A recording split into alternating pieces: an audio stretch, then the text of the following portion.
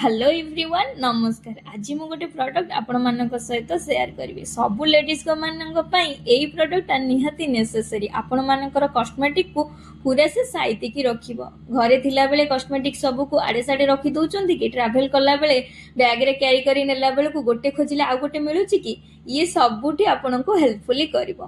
फ्लिपकार्ट रू मु order करिथिली cosmetic bag जोटा कि पिंक कलर रो बाकी दीटा कलर अवेलेबल अछि। तार भीतर प्लेस एते अछि जे आपण जेते सारा कॉस्मेटिक स्किन केयर जहाँ भी चाहिए ता भितर कैरी करिकी नहीं पारिबे।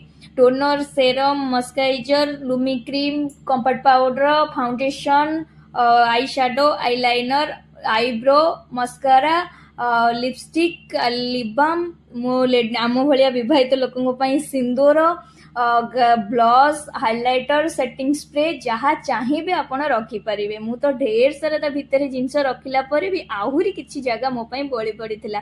बाकी थिला ब्रश रखिया पई साइड पॉकेट रे एम्ती सिस्टम देछि कि आपण जेते सारा ब्रश चाहिए यूज करिया पई सेतिके ब्रश भी आपण यूज करि पारे। बहुत हेल्पफुली प्रोडक्ट आपण मानको जदि दरकार मो डिस्क्रिप्शन बॉक्स रे लिंक दे दउछि तो आपण माने परचेस करि परिबे।